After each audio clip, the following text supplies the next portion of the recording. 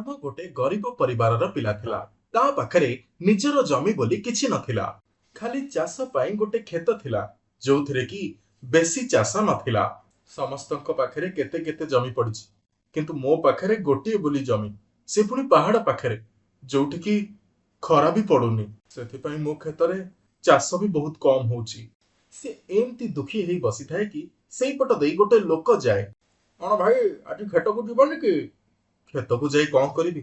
ତମ ଭଳିଆ ମୋର କଣ କ୍ଷେତ ଏତେ ଭଲ? ତମର ତ ବଢିଆ ଫସଲ ହଉଛି, ମତେ ତ ଅପେକ୍ଷା କରିବାକୁ ପଡେ। ଯାହା ବଞ୍ଚେ ସେଇଥିରୁ ହିଁ ନିଜ ଖର୍ଚ୍ଚ ଚଳାଏ। ତମ ବାପା ମା ବି କେମିତିଆ କ୍ଷେତ ଦେଇକି ଯାଇଛନ୍ତି ତମକୁ କେଜାଣି। ୟାଠୁ ଭଲ ତ କ୍ଷେତ ନଥିବାଟା ହିଁ ଠିକ। କିଛି ନହେଲେ ନିଜ ମନକୁ ତ ବୁଝେଇ ପାରିଥାନ୍ତ କି ମୋ ପାଖରେ କ୍ଷେତ ନାହିଁ ବୋଲି। ତମ କ୍ଷେତ ଥାଇ ଯେତେ ନଥାଇ କି ସେତେ। ତାର ପାଖ ପଡିଶା ଲୋକ ବି ଏମିତି କହିକି ଚାଲି ଯାଉଥିଲେ। ଥରେ ସେ କ୍ଷେତକୁ ଯାଉଥିଲା, ଠିକ ସେତିକି ବେଳେ ତାକୁ ହରି ନାମକ ଗୋଟିଏ ପଡୋଶୀ ଦେଖାହେଲା। ଆରେ କାହିଁ ଯାଉଛୁ କ୍ଷେତକୁ? କୋଉ କ୍ଷେତରେ ତୋର ଚାଷ ହଉଛି କି ତୁ ସେଠିକି ଯାଉଛୁ? କିଛି ତ ଲାଭ ନାହିଁ ଯିବାଟା। ସେ ଯାହା ବି ହେଇଯାଉ ସେଟା ମୋ କ୍ଷେତ, ତୁ କାହିଁ ମୋ କ୍ଷେତ ଉପରେ ସବୁବେଳେ ନଜର ରଖୁଛୁ? ଆରେ ଶୁଣୁ, ମୋ କଥାଟା ଟିକେ ମାନେ।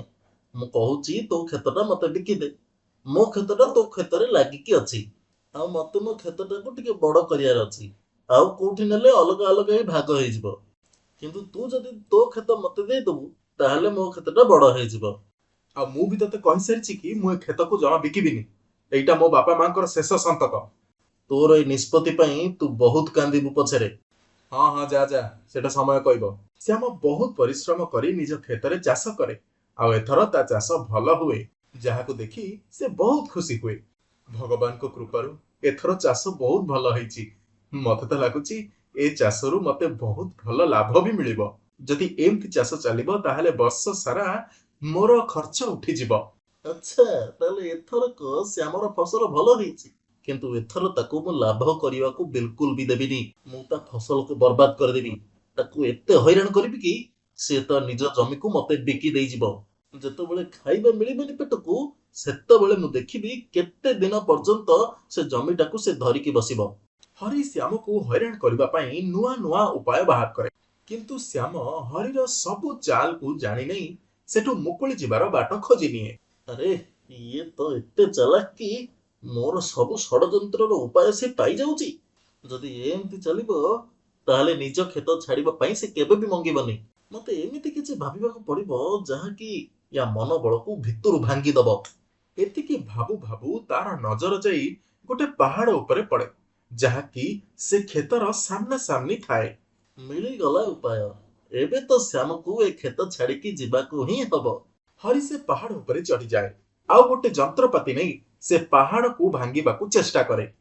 ପାହାଡ ଭାଙ୍ଗିବା ପରେ ତାର ସବୁ ବଡ ବଡ ଖଣ୍ଡ ଆସି ଗଡି ଗଡି ଶ୍ୟାମର କ୍ଷେତରେ ପଡେ, ଯାହା ଫଳରେ ତାର ଫସଲ ବର୍ବାଦ ହବାକୁ ଲାଗେ। ହରି ପ୍ରତିଦିନ ରାତିରେ ଏମିତି ହିଁ କରେ। ହେ ଭଗବାନ, ଏସବୁ ପଥର ମୋ ଜମି ଉପରେ କାହିଁକି ଆସି ପଡୁଛନ୍ତି? ଆଜି ପର୍ଯ୍ୟନ୍ତ ତ ଏ ପାହାଡରୁ କେବେ ବି ପଥର ଖସିନି, ଆଉ ଏବେ ଏବେ ସବୁବେଳେ କାହିଁକି ପଡୁଛି? ୟା ପୂର୍ବରୁ ମୋ ଫସଲ ଭଲ ହେଇନଥିଲା ତ କିଛି ଅସୁବିଧା ନଥିଲା, ଆଉ ଏଥର ଯେତେବେଳେ ମୋ ଫସଲ ଭଲ ହେଇଛି ତ ଖାଲି ଅସୁବିଧା ହିଁ ଅସୁବିଧା। କିନ୍ତୁ ସେ ହାର ମାନିଲାନି, ପଥର ମାନଙ୍କୁ ଉଠେଇ ନିଜ ଚାଷ ଜମିରୁ ବାହାର କରିଲା। ଗୋଟେ ଦିନ ରାତିରେ ଶ୍ୟାମ ନିଜ କ୍ଷେତରେ ପାଣି ଦବା ପାଇଁ ସେ କ୍ଷେତରେ ହିଁ ବସି ରହିଲା। ସେତେବେଳେ ସେ ଦେଖିଲା ହରି ପାହାଡକୁ କାଟି ତା କ୍ଷେତରେ ପଥର ସବୁ ପକଉଛି। ଏ ହରି ତ ସବୁ ସୀମାକୁ ପାର ହେଇଗଲା। ସେ ପ୍ରାଣପଣେ ଚେଷ୍ଟା ଚଲେଇଛି ମତେ ହଇରାଣ କରିବା ପାଇଁ, କିନ୍ତୁ ମୁଁ ବି ଭଗବାନଙ୍କ ଉପରେ ବିଶ୍ୱାସ ରଖିଛି, ମୋର କେହି ବି କିଛି ଅସୁବିଧା କରିପାରିବେନି। ଶ୍ୟାମ ଦୁଃଖୀ ହେଇ ସେ ପଥର ଉପରେ ବସି ରୁହେ, କାରଣ ସେ ହରିର କିଛି ବି କରିପାରିନଥାନ୍ତା। ହରିର ବଡ ଲୋକମାନଙ୍କ ସହିତ ଉଠା ବସା ଥିଲା, ସେଥିପାଇଁ ସେ ଯଦି ତାକୁ କିଛି କହିଥାନ୍ତା ତେବେ ସେଇ ଶ୍ୟାମର ହିଁ କ୍ଷତି ହେଇଥାନ୍ତା। ସେଥିପାଇଁ ସେ ସେଇ ପଥର ଉପରେ ବସି ବସି ଭାବି ଭାବି ସେ ପଥର ଉପରେ ଆଙ୍ଗୁଠି ଚଲଉଥାଏ। ଆରେ ଇଏ କଣ? ମୋର ବାରମ୍ବାର ପଥର ଉପରେ ହାତ ଘଷିବା ଫଳରେ ଏଥିରେ ତ ଗୋଟେ ଆକୃତି ହେଇଗଲା। ମୁଁ ଭାବୁଛି ଏଇ ପଥର ଗୁଡାକରେ ମୁଁ ମୂର୍ତ୍ତି ବନେଇବି, କାରଣ ପାହାଡ କାଟିବା ତ ମୋ ଦ୍ୱାରା ହବନି। ଆଉ ଯେହେତୁ ହରି ଏତେ ମୂଲ୍ୟବାନ ସରଞ୍ଜାମ ଦ୍ୱାରା ପାହାଡକୁ କାଟୁଛି, ତେବେ ମୁଁ ସେ ପାହାଡର ପଥର ଖଣ୍ଡକୁ କାମରେ ହିଁ ଲଗେଇଦେବି। ଶ୍ୟାମ ଗୋଟେ ମୂର୍ତ୍ତିର କଳ୍ପନା କରି ସେ ପଥର ଉପରେ ଆକାର ପ୍ରଦାନ କରିବାକୁ ଚେଷ୍ଟା କରେ, ଯାହା ଫଳରେ ସେଠି ଗୋଟେ ମୂର୍ତ୍ତି ତିଆରି ହେଇଯାଏ। ଏଇଭଳି ଭାବେ ସେ ପଥରର ମୂର୍ତ୍ତି ସବୁ ବନେଇବାକୁ ଲାଗେ। ଆଉ ତା ମୂର୍ତ୍ତି ସବୁ ଭଲ ଦାମରେ ବଜାରରେ ବିକ୍ରି ହବା ଆରମ୍ଭ ହୁଏ। ହେ ଭଗବାନ, ତମେ ମୋ ଉପରେ କେତେ କୃପା କରିଛ।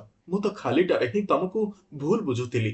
ହରି ଏ ପଥର କାଟି ମୋ ଉପରେ ବହୁତ ଉପକାର କରିଛି। ଏସବୁ ଆପଣଙ୍କର ଲୀଳା ପ୍ରଭୁ। ଏବେ ମୁଁ କ୍ଷେତରେ ଚାଷ ବି କରିବି ଆଉ ମୂର୍ତ୍ତି ବି ବନେଇବି। ଏବେ ଆଉ ହରି ସହିତ ମୋର କିଛି ବି ଭୁଲ ବୁଝାମଣା ନାହିଁ। ଶ୍ୟାମ ନିଜ କାମରେ ବୃଦ୍ଧି କରିଚାଲେ। ଶ୍ୟାମ ନିଜ କାର୍ଯ୍ୟ କ୍ଷେତ୍ରରେ ଉନ୍ନତି କରିଚାଲେ, ଯାହା ଫଳରେ ହରିକୁ ନିଜ କାମ ଉପରେ ପଶ୍ଚାତାପ ହୁଏ ଆଉ ସେ ପଥର ଭାଙ୍ଗିବା ବନ୍ଦ କରିଦିଏ।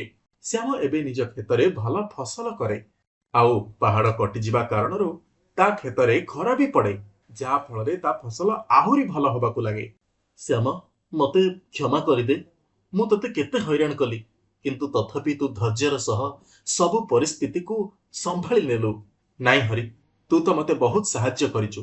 ଯଦି ତୁ ପାହାଡ କାଟି ନଥାନ୍ତୁ ତାହେଲେ ମୁଁ ଗୋଟେ ଅଲଗା ପ୍ରୟାସ କେମିତି କରିଥାନ୍ତି ଆଉ ମୋ କ୍ଷେତକୁ ଖରା କେମିତି ପଡିଥାନ୍ତା।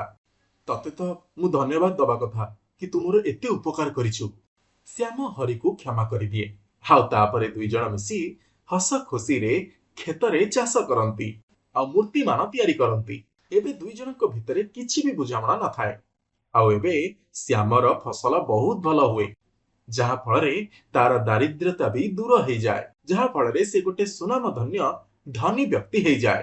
ଆଉ ତାପରେ ଶ୍ୟାମର ଗୋଟେ ଭଲ ଝିଅ ସହିତ ବିବାହ ମଧ୍ୟ ସମ୍ପନ୍ନ ହୁଏ ଆଉ ସେ ତାର ବିବାହିତ ଜୀବନକୁ ହସ ଖୁସିରେ କଟେଇବାକୁ ଲାଗେ।